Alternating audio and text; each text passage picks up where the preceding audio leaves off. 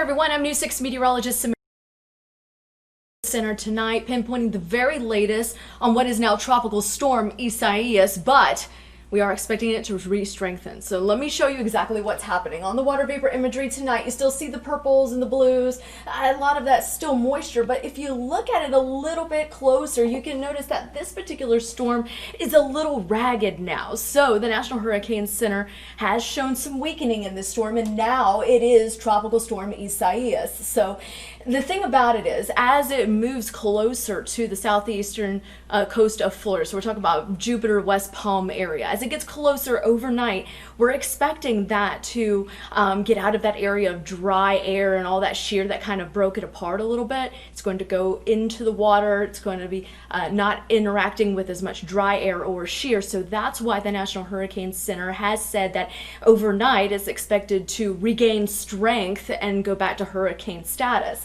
The thing about it is, check this out. This particular track has now jogged a little bit closer to the coastline as it gets closer to eastern central Florida. So that's us, folks.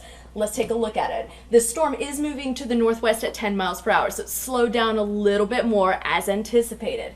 But check this out. By 2 o'clock Sunday, so tomorrow by 2 o'clock in the afternoon, notice that this particular Category 1 hurricane is still expected to be just to our south, but then getting closer and weakening to possibly a tropical storm status as it moves over the area. We're talking about Merritt Island, Cape Canaveral potentially. So keep in mind, this particular track could shift a little bit more over the next 24 hours. This will definitely be something that we're going to continue to watch. As far as watches and warnings are concerned, we're still in place for all the hurricane and tropical storm warnings, which I'll show you in a minute. Here is the arrival of the winds, okay? By tomorrow morning in Brevard County, you're going to notice that wind really starting to crank up, okay? And we're talking about 20 and 30 mile per hour winds. But as we go through the day, notice this is tomorrow evening at about 6. Yeah, there's definitely in that orange area there along that line, there's some tropical storm force, potentially winds.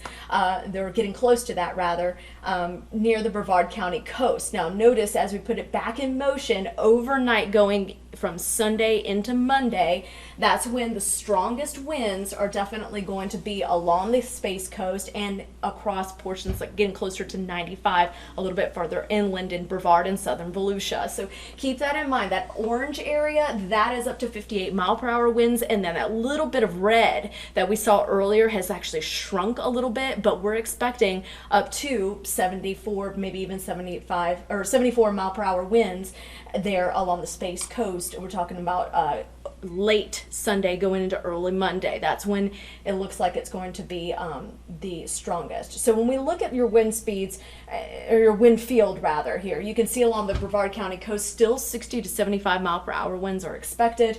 At 45 to 60 miles per hour the further west you are of I-95, but still even with this system jogging a little bit closer to us, I think maybe that could go a little bit further to the west as well, but it still looks like Marion, Sumter, and Lake counties are going to be the least impacted, but still you're going to feel those gusty winds as well throughout the day tomorrow. So here are the tropical alerts. We still have hurricane warnings along our coast with the exception of Flagler County. Now Flagler County has that tropical storm warning there. Offshore though, there's still a hurricane warning, so keep that in mind. But inland zones, we're talking all the purple, so we're talking about Polk, Orange, Seminole, Volusia, and going up into Flagler County. That's where that tropical storm warning is in place until further notice. All the red though, Brevard and going into Volusia County along the coast especially, that's where that hurricane warning is still in place until further notice. Of course, we will continue to pinpoint all of these changes if they decide to bring those down a little bit. As far as the arrival of rain is concerned, I think the bulk of the rain is going to be tomorrow. So tonight I can't rule out maybe a few spotty showers, but I think for the most part, starting about 7 or 8 o'clock tomorrow morning, southernmost Brevard, you're going to hear some rain on your rooftop, and then you're going to notice as the day goes on, this is 12:30, it starts to spread out a little bit more. Those bands of rain start to become a little bit more frequent, and you're also going to have some pockets of very heavy rain at times. So near the coast, I think you could get anywhere 3 to 6 inches of rain. Let me go back here.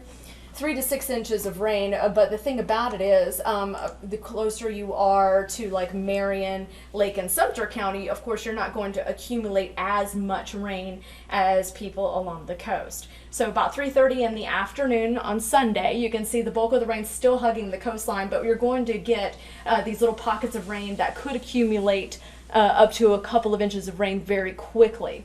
They're going to be a little bit more active closer to Orlando, Kissimmee, Daytona Beach, and near the coastline, and going up toward Flagler as well. Back toward the west and northwest, it won't be as frequent. But notice that the bands of rain continue as the storm kind of circulates, going from Sunday night going into early Monday morning. This is when the bulk of the rain is really going to start to hammer down, and it'll continue to linger as the storm moves to the north and east. By Monday morning, it's moving away from us, but we're still going to have some of that wrapping around and some of that moisture lingering behind, and so we'll continue to see scattered showers and thunderstorms for the majority of the day on Monday. So yes, we have that new track update. It did bring it a little bit closer to our coastline, and potentially within the next 24 hours we could see tropical storm landfall. That's something, of course, we'll be watching along the Space Coast, impacting the Space Coast. So we'll continue to watch that very carefully over the next 24 hours to see if there's even the slightest nudge